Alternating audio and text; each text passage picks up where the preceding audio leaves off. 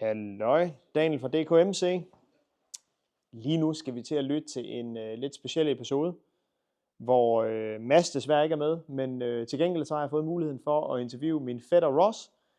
Og ham har vi nævnt nogle gange i podcasten før. Han er på vej fra Bristol i England op til den arktiske cirkel op i Norge, for derefter at dreje en lille bitte smule til højre og køre ned ad bakke til et lille sted, der hedder Afrika, igennem det meste af Europa og tilbage igen. Det er en helt fuldstændig vanvittig tur. Det gør han på en BMW, en F900 GS, som er rigtig, rigtig fin, som I kan se inde på vores Facebook. Den har vi fået lavet lidt service på her i dag. Han er kommet forbi mig i dag på vej retur ned mod Afrika, og vi har fået skiftet dæk, og vi har fået skiftet olie, og vi har fået gjort en masse ting, så den nu står 100% klar til at komme afsted. Men lyt med og få lidt historie med fra Ross på, hvorfor det er, han har taget på turen, hvorfor det er, han har valgt lige præcis den her motorcykel til turen, og så er det bare mega fedt, der er nogen, der har mod til at tage på de her lange ture, og måske tør at tage de chancer, der skal til i livet for at få en stor oplevelse. Håber, at det bliver fedt at lytte med og følge med. Tak, og moin. Well, hello Ross. Hello Danny. Welcome to Denmark. Thank you very much. Yeah. It's good to be back. Yeah, it is. Yeah, you were just away for 31 years. No, I was here... 1991, wasn't it? No, I just came through Denmark to get a boat. Oh, yeah, true. Yeah, fair enough. You were here 14 days ago. All right, so I've talked a little about the trip that you're heading on. Can you tell me a bit about how did this come about? Taking a BMW F900 GS and taking it this far away from home. How did that come about? It came about through arrogance and the ego and self-righteousness. The holy trinity of motorcycling. As a driving force. Yeah. No, I felt... I've had bikes for so long now, and I've been around them since 85. I got my first helmet. And I've had a lot of bikes, that one being number 27. And I have an opinion, and I go, at what point does my opinion become valid? Mm-hmm. Whatever valid means. Why I'm particularly looking for validation on my opinion in the first place is a different topic altogether. One I still haven't come to terms with myself, because I don't understand why I want validation from other people for that. But I was fed up of people who I would consider to be tourists, yeah, having strong opinions that I guess feel that they didn't have the right to have. Okay. Now, specifically, if I go back many years ago, I used to have a Kajiva W8, a little 125 crosser, two-stroke. And I remember I rode that from Oxfordshire to Lincolnshire, which is 150 miles. Yeah, on a 125. Yeah. Yeah. And I remember this guy, he had this R6 or something the other day, and he was cleaning it, and he's going, oh, you want to get a proper bike? And I wanted to say, all right, I've just done 100 and something miles up a motorway on a 125. You do that, and then I'll have your opinion. Yeah. And that always stuck with me. And then having the channel and writing stuff, or filming stuff, and I always say that my opinion is just that of some guy. It's really valid, though. And people go, oh, I hate your opinion. And you go, yeah, that's fine. So we're both arguing from a point of, your opinion's wrong and mine's correct. There's a certain irony to that. But the validity, is that in terms of the BMW 900 GS that you chose for the trip? Is that to make sure that you can give it, you see these honest reviews, like 1 year honest reviews? Yes and no. Yeah? So I took out the 1300 GSA from my local BMW dealer, and I was the first person to take one out on a test drive, and I did a review, and I felt that it was a stupid motorcycle. Whilst objectively the best motorcycle money can buy, probably, subjectively it's terrible, and the only legitimate reason to buy it is because you can. Okay, so just to clarify for all the people listening, you had a 1300 GS when that came out. I did. And you owned it, and before that you had a 1250 GS. I did. That you loved. Yes. Yeah, and traded it up, you would think, to a 1300 GS, and it wasn't the experience that you thought it would be. No, it's not a good motorcycle. No, okay. And I'll come on to why it's not a good motorcycle in a moment. Yeah. But when I was on the GSA, I felt that if you need that much luggage and that much fuel, you should take the fucking car. That's like, it negates the motorcycle point. And if you want to have the most expensive and best bike on the market and you want to go to a bike night and go look at my motorcycle, that's a fine reason. But it is the only reason you'll be doing it, because you're not going to go to Africa or the Arctic Circle on it.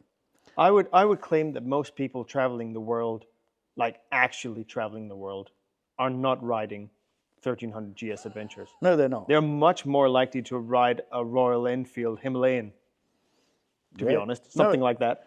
No, exactly. So with that, my bike having a 40-litre tank, and I've got soft luggage, I go, well, I'm going to prove, not that anybody's asked me to prove, or even possibly cares that I should prove. I wanted to prove that you don't need to spend, in UK money, 30 grand on a silly motorcycle to do a journey. You can do it on a 900cc with essentially shopping carrier bags for luggage, and that's perfectly fine. It is. And for me, I guess, to have the ultimate opinion in going, I've done 11,000 miles or 17,000 kilometers. I've been to the Arctic Circle. I've been to Africa. I've done it on a bike that nobody thinks I should do it on. Shut up. Yeah. Now, I don't know why I want that fabricated conversation to ever take place. Yeah. But should it ever actually take place, yeah, I'll be ready with mine. Then you'll be valid, no? Yeah. So you, until your 1250 GS, that was your first adventure bike, right? Or adventure-ish No, type actually, of bike. I What had did you the have? original. I had the original reissue of what adventure bikes were. Okay. For a brief moment, I had a Buell Ulysses. Yeah, okay. But you never went green laning on it or God, anything no. like that? Yeah, not at all. No. But yeah, the 1250 was my first adventure bike. So, but just so prior to that, you had 24, 23 Yeah. normal. Everything from so to speak. Buells, Harleys, Chops, R6, Ducati 748S, ZX7R. You mentioned it. Yeah. Yeah. But there is some validity to that, right? Having owned all of them. It's like they say with cars, you're not a proper car enthusiast until you've owned an Alfa Romeo. It might not be a good deal, but it shows that you know what you're talking about. And I feel the same way in all bike reviews, is there's no one that can ride a bike for 1 hour and know everything there is to know about it. You can get a sensation, and you can get maybe a rough idea of what you think about it. Well, it's interesting, actually. So I took out on a review the S1000RR a couple of weeks ago, and I did probably 4 or 5 kilometers on it. And I brought it straight back, and I said to the dealer, this bike is unrideable on the road. Yeah.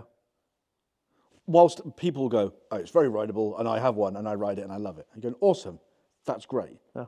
But in reality, it's got 200 brake horsepower. It's biblically uncomfortable. If you drop it, you're going to have to sell your house to get it fixed. It's a terrible motorcycle in every conceivable way, unless you're going to have it on a track. Yeah. It is unrideable in a normal, at least on British roads. I think that's one of the reasons why these adventure bikes have taken off the way they have, is they might never go on the adventure, but I think that people appreciate the fact that they are capable of doing so, even though they might not ever do it. So the trip you're going on, I think for a lot of people would be like a bucket list type of thing, right? They'll talk about it through the years and years and it'll never happen. And they'll end up getting the 1300 GS adventure, going for ice cream 3 times in the summer and going, this is too fucking expensive to have standing about. Well, it's funny. One of my best friends has bought, he's trading in an S1000XR. He nearly bought an MT-09 SP. He's just taken out the Street Fighter V2, but he wants a GS. 900. Wow, that's and he goes, oh, I'm not ready for it yet, maybe in a couple of years. In a couple of years, he'll be 60. Yeah. And I want to go, what are you waiting for? Just You're going to get an SP or a Street Fighter and go, well, this is shit and miserable. Yeah. I hate this. And you're too tight to go and lose the money on it to go and get the GS that you should have got. Of all the bikes that you've ridden, which is a lot, is the F900 GS the best compromise? Yeah. But it is that, isn't it? No, totally. I think it's not the most comfortable adventure bike. It's not the most powerful adventure bike. It is not the most beautiful bike of any genre at all. The T7 is a much prettier bike and more purposeful in its approach. But I think for the money you have to spend, you get something that is as close to a Swiss Army knife as you could buy in a motorcycle. Yeah, I think so. I used to think that about the 1250 GS Adventure. But you know, you can get different sizes of Swiss Army knives. Like you can get the one just with the bottle opener, and then you can get the one with a microwave oven inside of it. Yeah. That's kind of what the 1300 GS Adventure or 1250 GS Adventure is. It's all the bits that you will never need, and you have to carry it in your heavy pockets. It's interesting. So when I had the 1250 GS, I did a tour with a friend of mine. In fact, the S1000 chap, and he did this tour on a hypermotard. Yeah. And we did the whole coast of the southwest of England over 4 days. I can't remember. It's a lot of miles. Yeah. But we went down a lot of crappy little lanes, and I came back from that trip exhausted. And I've done nearly 4,000 miles on that bike, and I feel like I've ridden to the shops. Yeah. Because I'm not having to manhandle a 1250cc engine about and all the metal that comes with it. Yeah. And it makes such a difference in your ability to use a motorcycle where you're not having to go to the gym every time you want to move it anywhere. That's one of the reasons why I changed my race bike from a heavy race bike to a lighter race bike. It's just less mass I have to move, and it just increases the enjoyment factor. I think the same is to be told like the old Lotus saying as well, right? So fun is lightweight. Just more stuff and 2,000 brake horsepower in a car. If it weighs 2.5 tons, it's not fun. No, I think of all the bikes I've had or could ever have, if someone gave me a blank check today, I wouldn't not buy that bike. Or if all bikes were the same price. Yeah, I'd just go and buy that again. Yeah. Now, the best bike I've ever ridden that's straight out of the box is an MT-09 SP, but it has no character. No. But it's an amazing bike. I took out for a review the Street Fighter V4S. Unbelievable bike. That had tons of character. But it's stupid. Yeah. It's got stupid winglets on it, and it's got a gazillion horsepower. And if you want to put the race exhaust on, it's $8,000. Yeah. Which is just beyond common sense. So you're going, there's these bikes out there that are standout bikes, but you're going, well, how can I use it? I actually mentioned you riding that Street Fighter V4S, but I appreciate the fact that it exists. I think the world is a more colorful place because it does, because you will eventually see one at a meet with the guy that's so enthusiastic, has all the gear on, and he spent everything on this stupid bike that's a naked but with winglets, which all in itself just makes no sense at all. But it's a beautiful thing to behold, right? No, exactly. And I think what I've learned to appreciate, and where that bike, my 900 GS, wins over the 1300 for a measurable amount of less tech, not completely less tech, but the simplicity of bikes is what I want now. I do like an LCD screen. I wouldn't want to go back to dials. But I took out a friend's 2007 Street Triple. Triumph. Oh, it was mega. Yeah. It was like a bike that it used to be. Yeah. And you go, what I feel sad now is that the reason the S1000RR can exist, the reason the S1000R can exist, and all these super powerful bikes is there's so much electronics to make them controllable to ride. Yeah. So you're not going to go and buy a 600cc because it'll be so sanitized for the electronics, you're going to go and buy a gazillion horsepower. Yeah. Whereas years ago, a 675 Triumph was a fucking lunatic. Yeah. An R6 was a madman. Yeah. True. Because it had nothing to control it other than you. Yeah. But now these bikes are like learner, like almost, oh, it's your first bike. Yeah. With wheelie control and all this stuff. My son has just ordered his first big bike, and it's a CB650R. Yeah. I want part of me going, are you mental? Yeah. You're never going to be able to enjoy this bike. No, not at all. And if he does, you'll be unexperienced trying to enjoy it. Yeah. So just a year ago, I went to visit you and rode your 1250 GS. And at that time, your view on the big bikes was vastly different to now. So at that point, your claim was the 1250 GS is the best bike, period. Mm-hmm. Everything else is inferior to it. How come that changed? I think just within a year. Why did that change for you? I mean, I'm a hypocrite massively, obviously, first. No, I think it's about user case. Yeah. Or perceived user case, or probable user case. So you're not green laning on this trip now, right? No. So it's mainly paved roads. Yeah. So in theory, the 1250 you had would have been ideal for this trip. Even more so than the one you have now. It had hard luggage.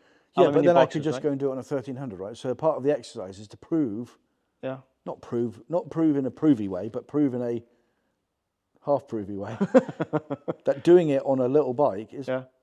But the 900 is not a little bike. It isn't. No. That thing is as big as bikes could be 10 years ago. Yeah, yeah, yeah. Yeah, I know they've grown since, like anything else, but that is not a small bike. That thing has, for some reason, a really short side stand. It does. And I think they do that to make you sure that this is not a small bike, because every time you have to get it off the left-hand side, you feel the weight of it. And then you put an additional, I don't know, what, 30, 40 kilos of luggage? No, 24. 24 kilos of luggage, yeah. Okay, 24 kilos of luggage, so it's way beyond 200 kilos. It's not a small bike. No. So the 1250, in my experience at the time, was the best. You miss it? No, You don't? not in the slightest. Okay. Because you have these moments, right? And it's you have a relationship with this vehicle, and some relationships become holiday romances, and some become marriages. Yeah. And that was a very intense love affair. Yeah. For a year and a half, and I did 17,000 miles in a year and a half, which is best part of 30,000 kilometers. But you only do those miles if you really like it. Yeah, yeah. Otherwise, you just wouldn't have done it. No. Does reviewing all the bikes you've reviewed through the last year, you reviewed how many? Approximately? 30 or 40. 30 or 40 bikes. That's a lot more than normal people. Normal people would just go on the internet, figure out which one they like the most, try it once, and buy it. And then have an opinion about all the ones they didn't choose, right? Yeah. So you've written 35, 40 bikes, whatever. Has that changed? Is that part of the transition you've had since the last year of having the 1250 GS, thinking that's the absolute to where you are today? I think I can make a fairly informed decision quite quickly on a bike for my ergonomics and my user case. Yeah. So I can go, no, that one is crap. Okay. Like I rode your bike today. Yeah, I was just going to ask about it. So you rode the T7 today, and you've never ridden a T7 before. No. So my T7 is a bit different in the fact that it has really knobbly tires. They're not street worthy in the slightest. So what is your take on the T7? Not necessarily as opposed to the 900 GS, because they're not in the same. They're the same market, but they don't approach the same type of buyers. So what's your take on the T7? Agricultural. Okay, so basic, unrefined. Unrefined. Yeah.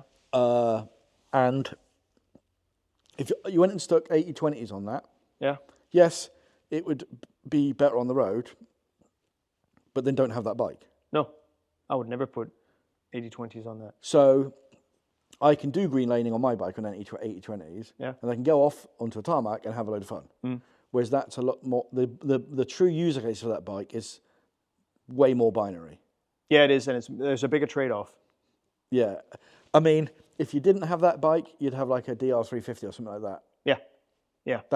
That's where you'd go after, or instead of that type thing. Where Exactly. I went the KTM route before I had the T7, which was a 790. I just do not like the reliability on the KTMs. They are prone to braking, and even though they do, I think the KTMs actually, just like the Ducati you mentioned before, I think they do have a lot of character. My Kramer bike has a KTM powertrain, and I think it does have a lot of character. But for a bike I want to be reliable every single time I turn the key, it's not character I look for. My T7 is a tool. Yeah, I think, I don't know. I think the T7 has taken over where perhaps in the 80s and 90s the Transalp and Africa Twin really were. I think it's very close to the 750 Africa Twin. I think it's very close to that sensation. The new Africa Twin and Transalp are very, very sanitized versions of what they used to be as bikes, I think. Oh, they're different bikes. The new Africa Twin is a mini GS. It's not what it used to be. I think the T7 is very, if not it's like a new interpretation of the 750 Africa Twin. I really think it is. It's kind of the same. It might have a couple of new things, but it really doesn't. Like it has ABS and you can switch it off. That's about it. I think as much as I don't like that bike to ride, and I wanted to love it, and I've always thought maybe that's the bike I should have got, I would defend it to the hilt for being the best in class in the binary user case that performs. Yeah. I agree. And off-road, I think it's spectacular. It really is. I think both green laning and also a bit more off-road, like heavy off-road. But the way that thing spins its back tires on loose gravel, I think it's amazing. I think it is an absolutely amazing machine at that. But there's a reason why I don't do many miles on it. It's because I don't want to use it for anything else. I don't want to go on we did a trip today, a small trip, an hour each way. That's about as maximum as I want to go on it on the tarmac. I don't think it's fun on the tarmac. I think it's really sensitive to wind. Like you didn't get to try that today, but like side gusts of wind is really sensitive to. On the subject of handling, just one thing I want to say about the 900 GS. Last year when I had that and a Ducati Monster, the new 821, not 821. What is it? I used to have an 821. Whatever the new Monster is. Yeah. I can't remember what engine size it is. It doesn't matter. Yeah. I had that GS for 3 days and I took it on the coast road in North Devon and it handles better than a Monster. Yeah. So that has naked handling in the frame of an adventure bike. So how did that fare out? I don't remember when you tested the 900 GS. Because you weren't that fond of it. No, it was it was middle of the road. Yeah. But that's because your view of what was important or impressive at the time wasn't that. No, I had a 1300 at the time. GS. No, but I would claim that if you have a set interest in a focus area, I think you could try that bike that you own now, and it'll just go meh. Well, exactly, and it is. I mean, the exhaust mods I've done have changed the character significantly. But I think it having a middle of the road score is exactly what that bike is. It is compromises. It's not particularly beautiful, and that's the reason why it'll never score high in either category. Yeah. It's just okay. Yeah. So if you put knobbly tires on that, or if you retired it after this trip, what other bike would tickle your fancy? Or are you getting to the point where none of them are interesting?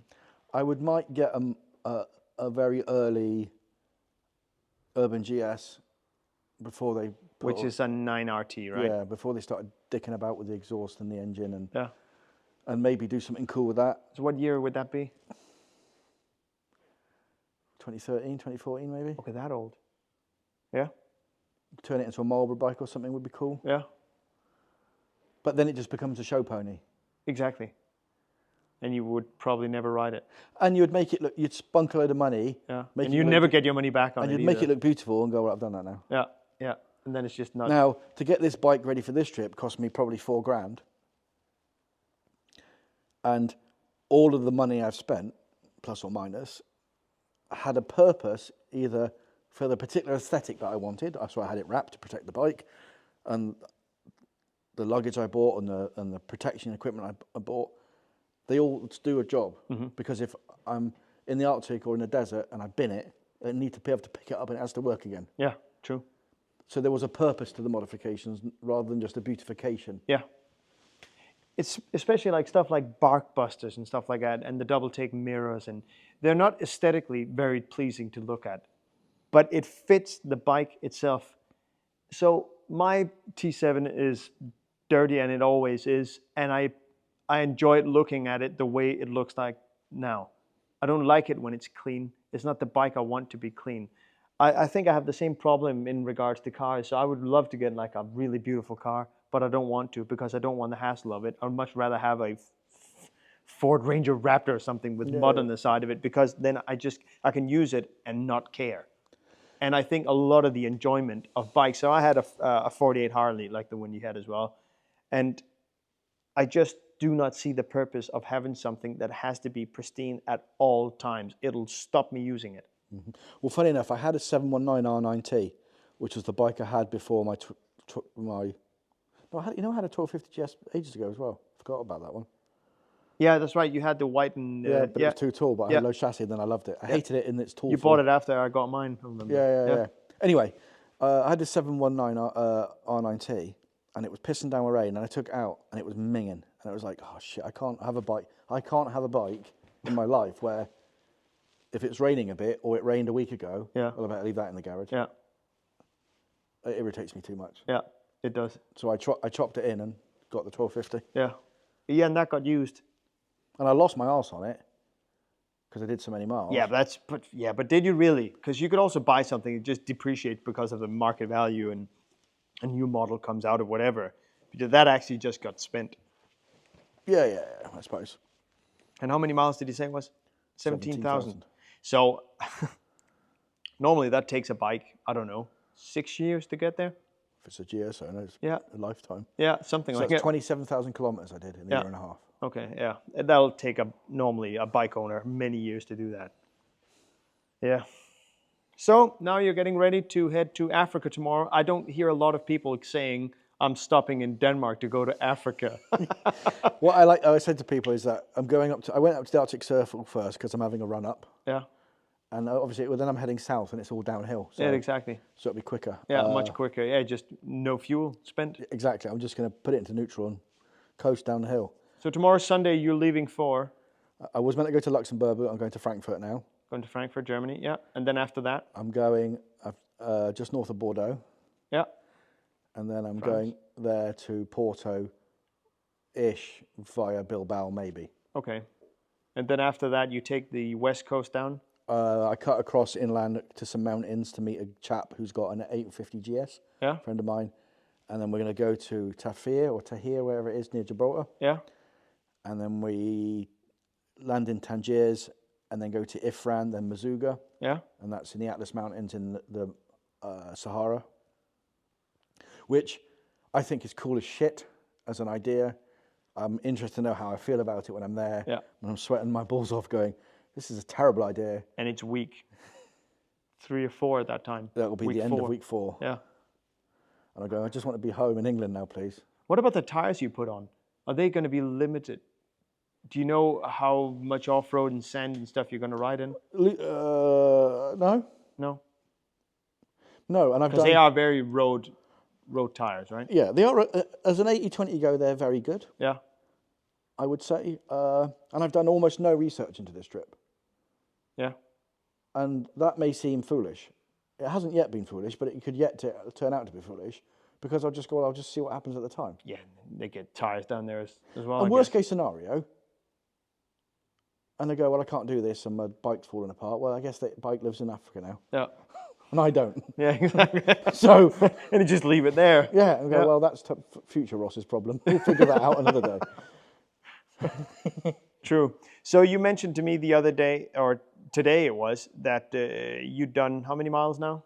3,600 miles, but it doesn't feel remotely like that. I feel like I've done nothing. I feel like it's been a waste of 2 weeks. Okay. But is that a positive thing in the fact that there's no point of being worried about the mileage you have to do? Yeah, I think... Or more in the sense that it's not the experience that you thought it was going to be? I thought the physicality would be more. So for me, the experience was not about seeing things. So sitting down doing nothing all day on a bike would be... Yeah, I mean, you've got a 70-mile-an-hour wind blowing at you for 10 hours. Yeah, true. Yeah. I just thought, excuse me, I felt like I'd have done something, and I haven't. I feel like I've gone to the shops. Oh, so like a sense of accomplishment. Yeah, like, oh, that was difficult. Yeah. And you go, no, it wasn't. I think you must be able to get some of that when you get to Africa. I mean, I'm going to learn to eat these words and go, oh, why did I say those things? This is terrible. I'm exhausted. This sounds really getting on my tits. Yeah. And the heat. Yeah. True. Because it's going to be into the 30s when I get there. And... Yeah. But it's kind of cool though that both into the 30s and experience snow in the same trip. Yeah. I mean, Arctic to Africa. That is cool, isn't it? It is cool. And on a 900 GS, a bike that most of those GSs, I have seen some people that take them off-road legitimately. Yeah. But they're taking them off-road 50 miles from their house. Yeah. And that's fine. But I'll be able to go, if someone says, you don't take your bike off-road. I went, no, but I took it to Africa. Go fuck yourself. Yeah, exactly. How many bikes have you had in Africa? Yeah, exactly. Yeah, and I'll go, listen to my valid opinion. And they'll go, yeah, but my opinion's more valid. Yeah, true. And the thing that I've learned out of all this, all of our opinions are valid. Yeah. Because it's based on the optics that we're looking through it. Exactly, and your comprehension of whatever you think the truth may be. Yeah, but what I do love, nothing more than putting a video on the internet and someone so vehemently being disapproving with my opinion. And the irony is lost on them that that somehow their opinion is right. And there's a chance that might be wrong as well. Oh, well.